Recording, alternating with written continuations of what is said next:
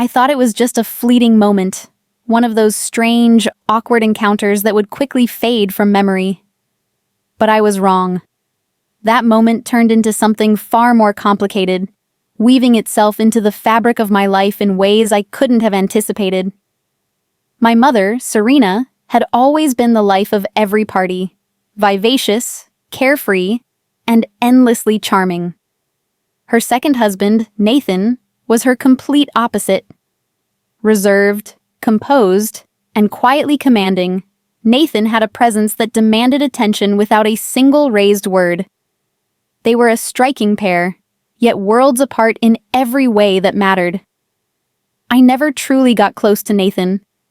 He treated me with polite detachment, as though I was an obligation rather than family. And I preferred it that way, until the night that changed everything. It began like any other quiet evening.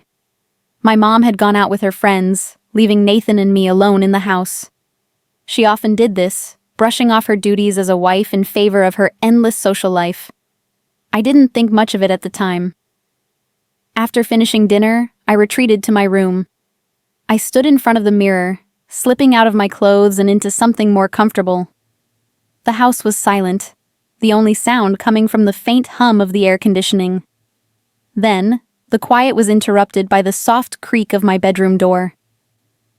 "Lila, your door is open." Nathan's deep, calm voice broke through the stillness, startling me. I froze, my hands clutching the fabric of the dress I was about to put on. Slowly, I turned to face him. He stood in the doorway, his hand resting on the frame, his expression unreadable. His gaze lingered just a moment too long, taking in the sight of me standing there in my underwear. My breath caught in my throat, a wave of confusion washing over me. "I'm sorry," he said at last, his voice steady but tinged with something I couldn't quite place. "I just wanted to let you know." He stepped back, pulling the door closed behind him. But even as the door clicked shut, his presence lingered in the room. The way he'd looked at me, the way the air seemed to thicken between us in those few seconds, sent my thoughts spiraling. I tried to convince myself it was nothing, just an awkward mistake. But as I sat on the edge of my bed, staring at the closed door, I couldn't shake the memory of his gaze. It wasn't just a look. It was something more, something I didn't want to name. The days that followed were tense. I avoided Nathan as much as possible, keeping our interactions brief and superficial. But no matter how hard I tried, I couldn't stop thinking about that moment. And the worst part was, I wasn't sure if I felt anger, embarrassment, or something else entirely. A few days later, it happened again. This time, there was no mistaking it for an accident. The evening seemed normal at first. My mother, Serena, had plans to attend a wedding with her friends, leaving Nathan and me to manage our evening as usual. She breezed through the living room in her shimmering dress, her excitement radiating as she grabbed her clutch. "Nathan, don't wait up for me tonight," she called out casually, barely sparing him a glance. "You'll take care of everything, right?" "Of course," Nathan replied calmly, his eyes following her as she left without another word. His expression betrayed nothing, but I noticed the subtle tightening of his jaw. I lingered in the kitchen, pretending to be occupied with a glass of water, unsure of why I suddenly felt so self-conscious. Nathan's presence filled the room, even in silence. "You all right, Lila?" he asked, his voice smooth yet impossibly steady. "Yeah," I said quickly, avoiding his eyes. "Just tired." He nodded but didn't look away, his gaze heavy as though he could sense the turmoil in my thoughts. I excused myself and hurried upstairs to my room, closing the door behind me. My heart pounded in my chest for reasons I couldn't understand, or didn't want to. I changed into a loose tank top and shorts, hoping the cool air would calm my nerves. Settling onto my bed with a book, I tried to distract myself. But the words blurred together as my mind drifted back to Nathan, his calm demeanor, the way his gaze had lingered that night in my room. I shook my head, frustrated with myself. This was wrong. I couldn't think like this. A soft knock at my door jolted me from my thoughts. My heart skipped a beat as the door creaked open slightly, revealing Nathan. "Hey," he said, his voice low. "Just wanted to check if you needed anything." I swallowed hard, gripping the book in my hands. "No, I'm fine. Thanks." He nodded but didn't leave. Instead, he leaned against the doorframe, his arms crossed, studying me with an intensity that made my skin prickle. The silence stretched between us, thick and charged. "You don't have to hide up here, you know," he said finally. "It's just the two of us tonight. No need to make it awkward." Awkward? The word hung in the air, taunting me. I forced a smile and set the book aside. "I'm not hiding, just relaxing." He stepped further into the room, his movements slow and deliberate. "Relaxing is good. You've been quiet these past few days." I tensed, unsure of where this conversation was heading. "Just busy, I guess." Nathan chuckled softly, the sound low and rich. "Busy doing what exactly?" The way he said it, the subtle challenge in his tone, sent a shiver down my spine. I met his gaze, trying to appear unaffected, but the intensity in his eyes made my resolve falter. "Nathan, is there something you need?" I asked, my voice steadier than I expected. He hesitated, his expression softening. "No, I just wanted to make sure you were okay." "I'm fine," I said quickly, hoping he'd take the hint and leave. But instead of leaving, he crossed the room, stopping a few feet away from where I sat on the bed. My breath hitched as the space between us seemed to shrink. "Good," he said, his voice quieter now, almost a whisper. "Because I've been thinking about that night, and I wanted to apologize." His words hung in the air, heavy with unspoken meaning. My pulse quickened as I struggled to find a response. "You don't have to," I said finally, my voice barely audible. "It's fine." "It's not fine," he said, shaking his head. "I crossed a line and I regret it. But I can't stop thinking about it." My heart raced, the tension between us becoming unbearable. I opened my mouth to speak, but no words came out. The air felt charged, the space between us electric. Nathan took a step back, running a hand through his hair. "I'm sorry," he said again, his voice laced with frustration. "I shouldn't have said anything." Before I could respond, he turned and left the room, closing the door softly behind him. I sat there, stunned, my thoughts swirling in a chaotic storm. His words replayed in my mind, each one igniting a fire I didn't know how to extinguish. That night, I barely slept. Every time I closed my eyes, I saw him standing in my doorway, his eyes filled with conflict and something else, something I wasn't ready to admit. But deep down, I knew the truth. Whatever was happening between us wasn't going away. The next morning was quiet, but not in a peaceful way. It was the kind of silence that felt loaded, as if unspoken words hung in the air, waiting for the right, or wrong, moment to surface. Nathan sat at the kitchen table, a mug of coffee in his hands, staring out of the window. He looked calm, but I could feel the tension radiating from him. Or maybe it was just my own nerves, amplifying every little detail. "Good morning," I mumbled, stepping into the room and heading straight for the fridge. "Morning," he replied, his tone neutral. I avoided his gaze as I poured myself a glass of juice, but I could feel his eyes on me, watching, waiting. My heart beat faster with every second of silence. "You didn't come down for dinner last night," he said finally, breaking the quiet. "I wasn't hungry," I lied, keeping my back to him. "Lila." His voice was softer now, almost hesitant. I froze, gripping the counter for support. About last night. Can we not talk about it? I interrupted, spinning around to face him. The words came out sharper than I intended, and I immediately regretted it. Nathan's eyes met mine, and for a moment, neither of us spoke. His expression was unreadable, but his silence said more than words ever could.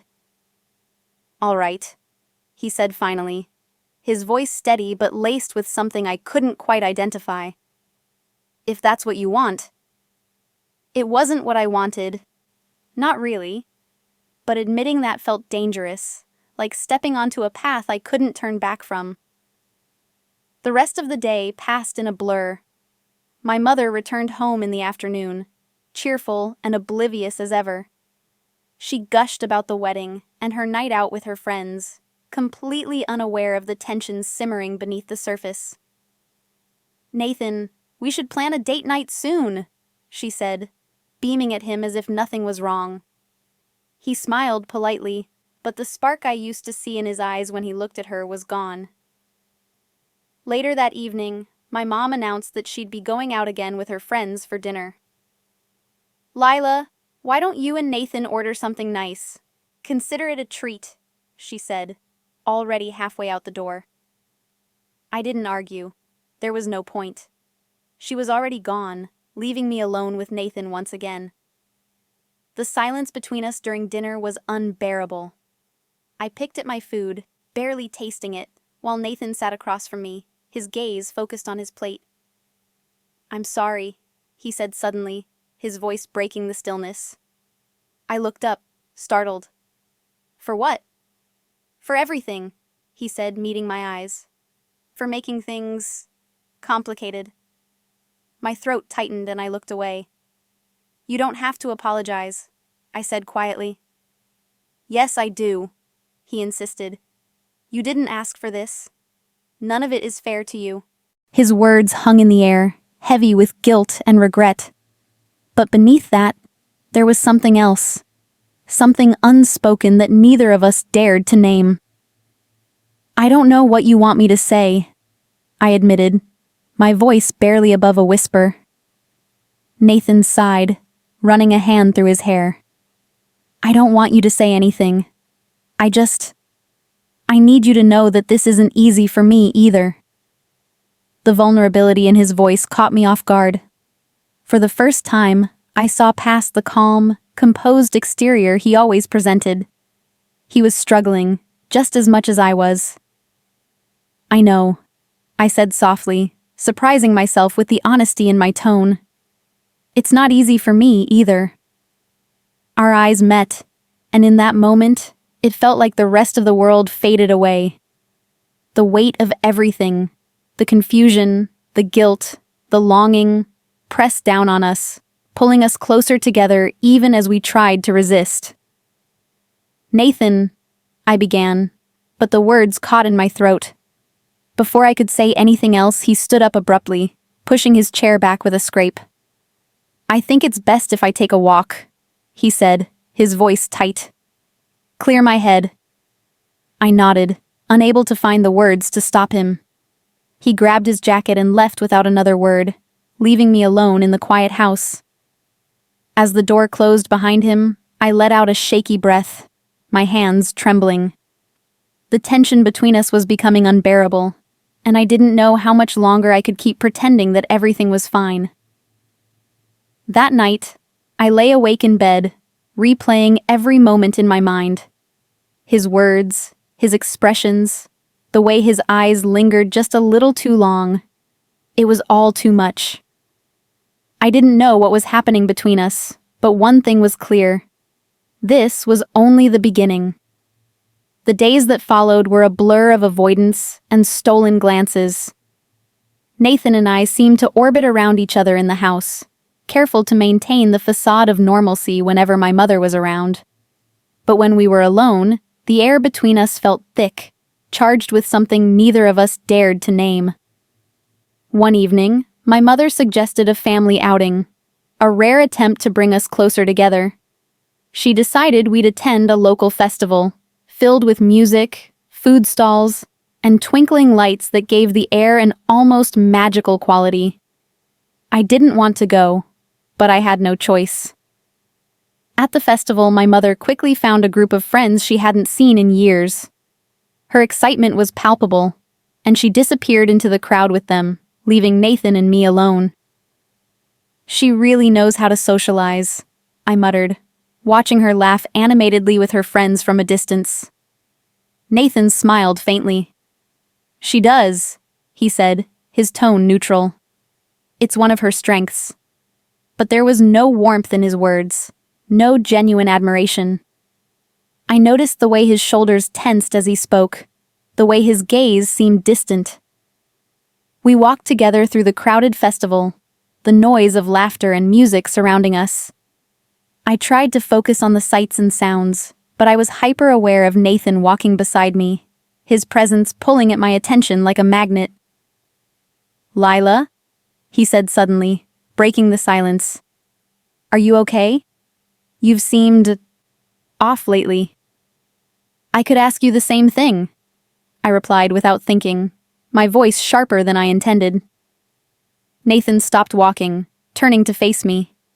His eyes were intense, searching mine for answers.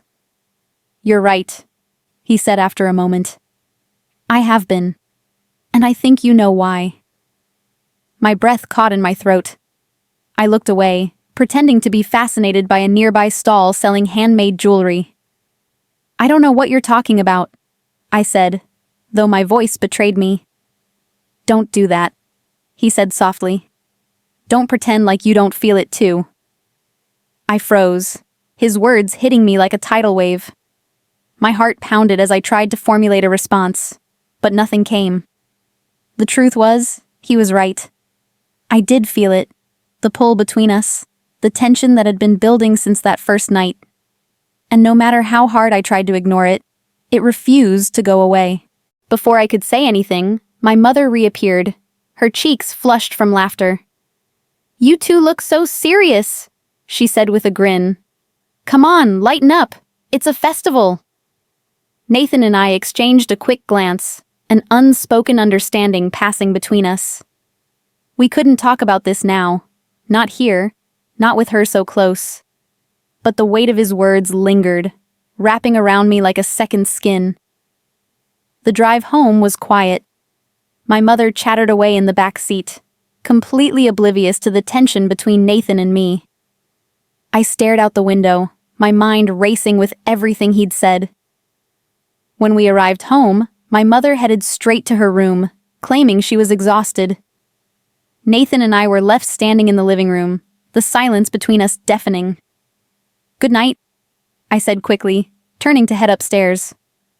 "Lila, wait," he said, his voice stopping me in my tracks. I turned slowly, my heart pounding. He hesitated, his expression conflicted. "I didn't mean to make things harder for you," he said finally. I couldn't keep pretending that nothing was happening." I swallowed hard, my hands trembling. "Nathan, whatever this is, it's wrong." "I know," he said, his voice heavy with emotion. "But that doesn't make it any less real." His words hung in the air, the unspoken truth between us louder than anything else. I didn't know what to say, how to respond. All I knew was that the walls I'd built to keep him out were crumbling, piece by piece.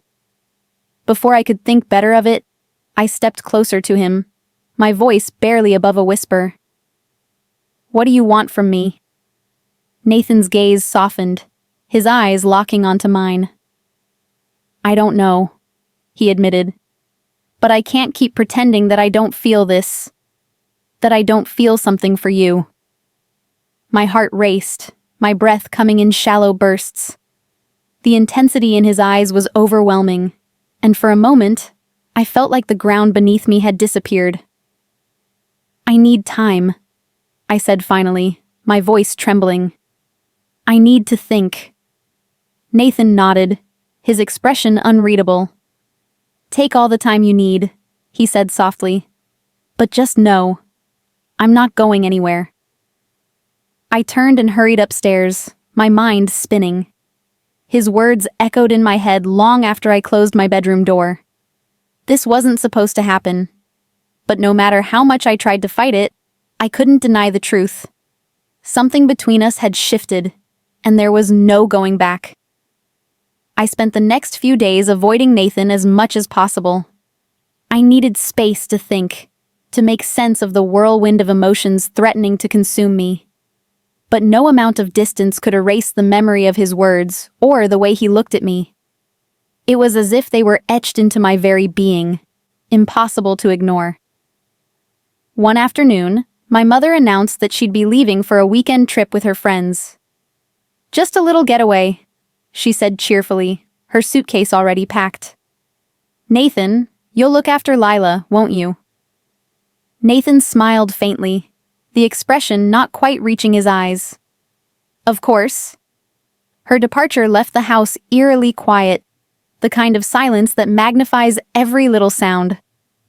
I spent most of the day in my room, trying to focus on anything but the tension simmering just beneath the surface. But as the hours passed, I realized that avoiding him was no longer an option. I needed to confront this, whatever this was. That evening, I found Nathan in the living room, sitting on the couch with a book in his hands. He looked up as I entered, his expression unreadable. For a moment, I hesitated, unsure of how to start. But then he set the book aside and spoke first. "You've been avoiding me," he said, his tone calm but tinged with something deeper. I crossed my arms, feeling suddenly defensive. I needed space. "I understand," he said simply, leaning back against the couch. "But we can't keep pretending like this isn't happening."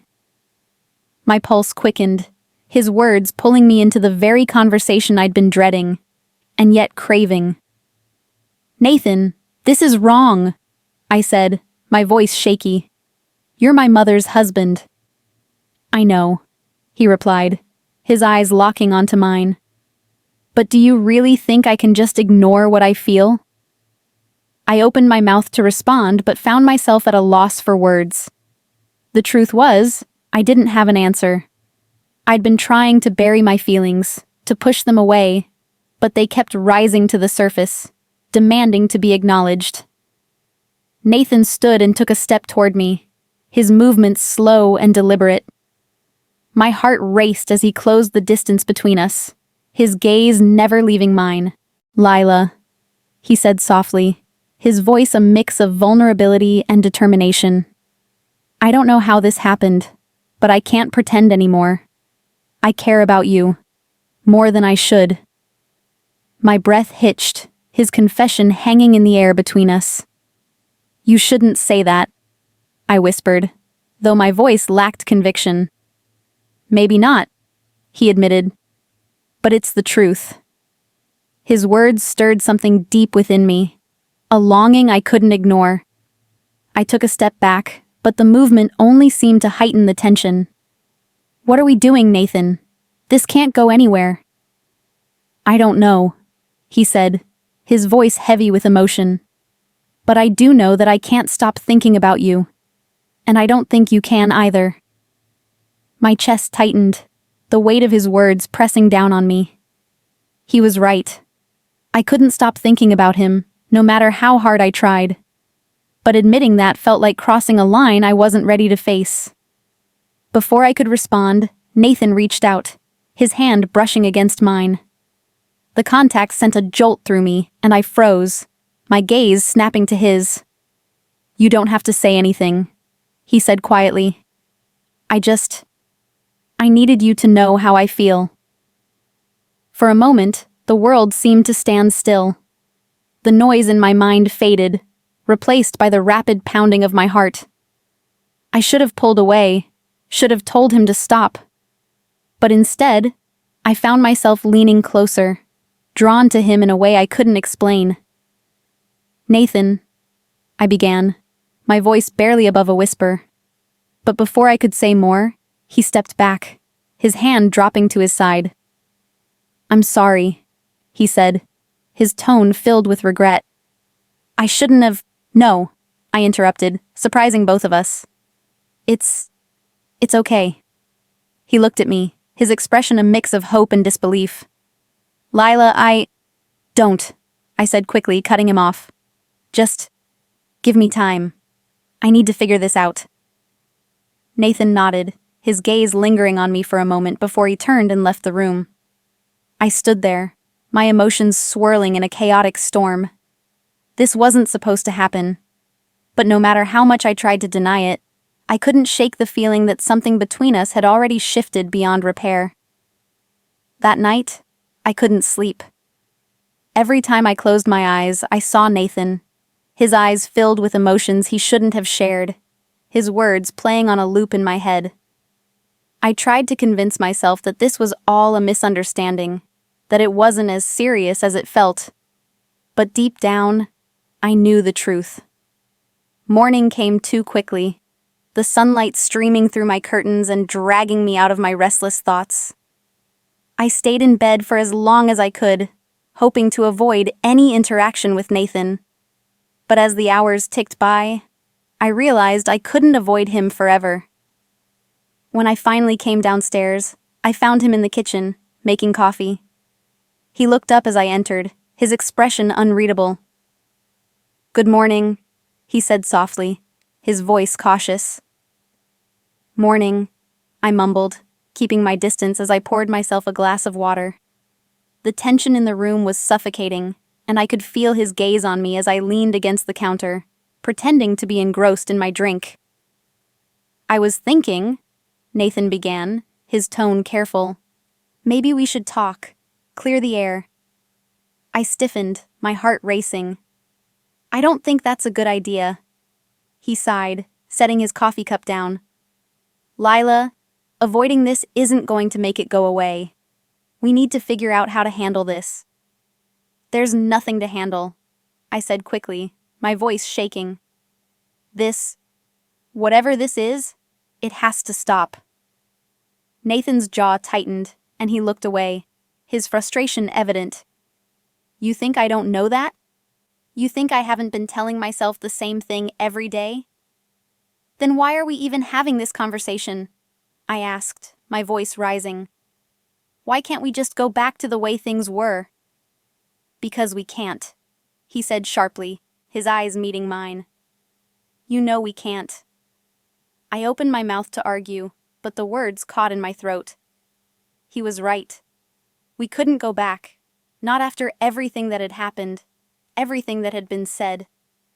The connection between us, the tension that had been building for weeks, was too strong to ignore. "I don't know what you want from me," I said finally, my voice barely above a whisper. "I don't want anything from you," Nathan said, his tone softening. I need you to understand that this isn't easy for me either." I looked away, my chest tightening with a mix of emotions I couldn't fully process. "This isn't fair," I said quietly, "to either of us." "No, it's not," he agreed. "But that doesn't mean we can pretend it doesn't exist." The silence that followed was heavy, filled with unspoken words and emotions neither of us knew how to express. I wanted to run, to escape the weight of everything that was happening. But at the same time, I couldn't bring myself to leave. "I need some air," I said abruptly, pushing away from the counter and heading for the door. Nathan didn't try to stop me, but I could feel his eyes on me as I walked away. The cool breeze outside was a welcome relief, cutting through the storm of emotions raging inside me. I paced back and forth in the backyard, trying to calm my racing thoughts. What was I doing? How had things gotten this far? I didn't have the answers, and the uncertainty was suffocating. I didn't hear Nathan come outside until he spoke, his voice breaking through the stillness. "Lila." I turned to find him standing a few feet away, his expression a mix of conflict and determination. "I didn't mean to push you," he said quietly. "But I can't ignore this anymore." "I don't know what you expect me to do," I said, my voice trembling. "You're married to my mother, Nathan. This isn't just wrong. It's impossible. Maybe it is, he admitted, stepping closer. But that doesn't change the way I feel.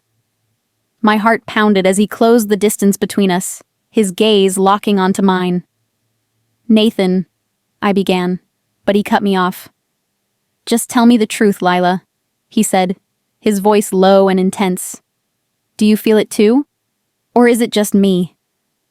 The question hung in the air, heavy with meaning. I wanted to lie, to deny everything and put an end to this once and for all. But when I looked into his eyes, I knew I couldn't. Yes, I whispered, my voice barely audible. I feel it too. Nathan's breath hitched, and for a moment, neither of us moved. The world seemed to fade away, leaving only the two of us standing there, caught in the gravity of something we couldn't escape. He reached out, his hand brushing against mine. The touch was light, almost hesitant, but it sent a jolt through me all the same. I didn't pull away. I don't know what happens next, he said softly, his voice tinged with vulnerability. But I can't lose this connection. Not now. I didn't respond, my mind too overwhelmed to form coherent thoughts. All I knew was that, in that moment, the line between right and wrong had blurred beyond recognition. The days after our conversation in the backyard were unlike anything I had ever experienced. The tension between Nathan and me didn't fade. It grew. Every stolen glance, every accidental touch, every moment we were in the same room felt charged, like a spark waiting to ignite. But there was still the ever-looming shadow of my mother, Serena, who remained blissfully unaware of the turmoil brewing under her roof. She carried on with her usual routines, her social outings, her cheerful chatter, her casual dismissal of Nathan's quiet frustration. One evening, after my mother left for another dinner with her friends, Nathan and I found ourselves alone in the house again. I sat on the couch, pretending to watch TV, while he stood by the window, staring out into the dark.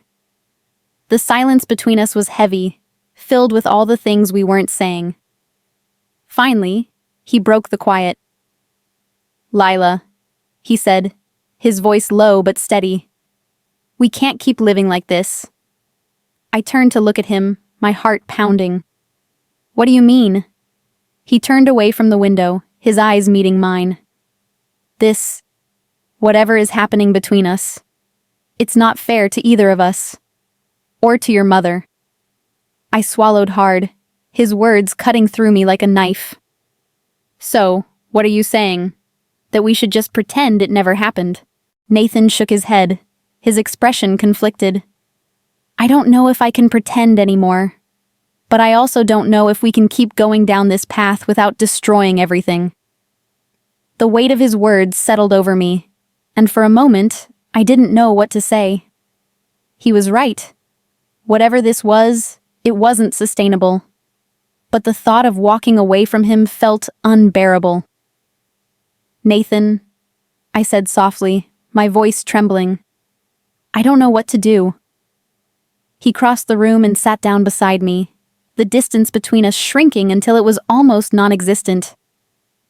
Neither do I, he admitted, his voice barely above a whisper. But I know one thing. I can't lose you. Not now. My breath hitched, the intensity in his gaze pulling me in. You're not going to lose me, I said, the words coming out before I could stop them. His hand moved to mine, his touch warm and steady. Then tell me, he said, his voice full of longing. Tell me how you feel, Lila. My heart raced as I looked into his eyes, the vulnerability there stripping away the last of my defenses. I feel like I'm falling, I confessed, my voice shaking. And I don't know how to stop. Nathan's hand tightened around mine, his gaze never leaving mine. You're not alone, he said quietly. I'm falling too. The space between us seemed to disappear as he leaned closer, his eyes searching mine for any sign of hesitation. I knew this was wrong. knew that crossing this line would change everything. But in that moment, I didn't care. When his lips met mine, it felt like the world stopped. The kiss was soft at first, tentative, as though we were both testing the boundaries of this forbidden connection. But as the seconds passed, it deepened, the tension that had been building for weeks finally breaking free. I lost myself in him, in the warmth of his touch, and the way his hands cradled my face as though I was something precious. All the doubts and fears that had held me back melted away, leaving only the raw, undeniable truth of what I felt for him. When we finally pulled apart, our breaths coming in short, uneven bursts, I saw the same mixture of emotions reflected in his eyes: desire, fear, and something deeper, something neither of us dared to name. "This changes everything," I whispered, my voice barely audible. "I know," he said, his forehead resting against mine. "But I don't regret it." For a moment, we sat there in silence, the weight of what we had just done settling over us. I knew there would be consequences, knew that this wasn't something we could hide forever. But in that moment, none of it mattered. All that mattered was him, and the connection we couldn't deny any longer. The days after that night felt surreal. Every interaction with Nathan carried an undercurrent of something unspoken, something charged. We both knew we'd crossed a line, and there was no turning back. But even as guilt and fear gnawed at me, I couldn't stop thinking about him, about the way his touch had felt, the way his eyes seemed to see right through me. My mother remained blissfully unaware, her days filled with plans for her next outings and social gatherings. She floated in and out of the house, leaving Nathan and me alone far more often than was safe. Each moment we spent together felt like stepping closer to the edge of a cliff, knowing we couldn't stop ourselves from falling. One evening, she announced she'd be heading out for a weekend retreat with her friends. "You two will be fine, won't you?" she asked, her tone light and cheerful. "Of course," Nathan replied, his voice calm and steady. But the flicker of tension in his eyes told a different story. When she left, the house fell silent, and the reality of our situation settled over us like a heavy weight. I stayed in my room for most of the evening, trying to distract myself with a book, but my thoughts kept drifting back to him. Eventually, the pull became too strong to resist. I found him in the living room, sitting on the couch with a glass of whiskey in his hand. The room was dimly lit, the shadows dancing across his face as he stared into the amber liquid. He looked up when I entered, his expression softening. "Couldn't sleep?" he asked, his voice low. I shook my head, hesitating for a moment before sitting down beside him. The air between us was thick with tension, but neither of us spoke. Finally, he broke the silence. "Lila, we need to talk about what happened," he said, his tone careful. I looked down at my hands, my heart racing. "I know," I whispered, "but I don't even know where to start." Nathan sighed, running a hand through his hair. "Neither do I. But what I do know is that this isn't something we can keep hiding. It's not fair to your mother." Guilt stabbed at my chest, and I looked away. "I know it's wrong, Nathan, but I can't help how I feel." He reached out, his hand brushing against mine. "Neither can I," he admitted. "But we have to make a choice, Lila. We can't keep pretending that this doesn't exist, but we also can't let it destroy everything." Tears welled up in my eyes as I looked at him. "What are you saying? That we should end this?" "I don't want to," he said, his voice breaking. "But I also don't want to hurt you. Or her. This is tearing me apart, Lila." I swallowed hard, the weight of his words sinking in. "Then what do we do?"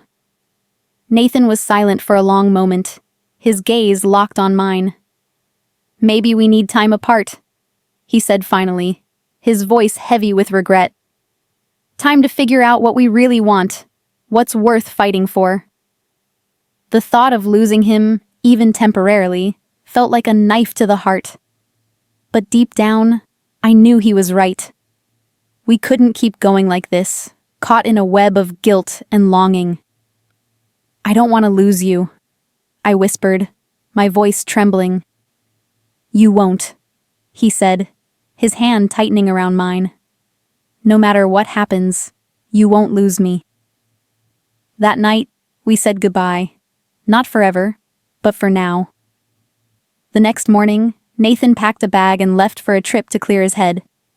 My mother returned later that day, oblivious to the storm that had passed in her absence. As I watched him drive away, tears streaming down my face, I felt a mix of emotions: loss, relief, and a faint glimmer of hope. I didn't know what the future held for us, but I knew that this wasn't the end of our story. It was just the beginning. Let me know your thoughts in the comments below. Don't forget to like this video, share it with your friends, and subscribe to our channel.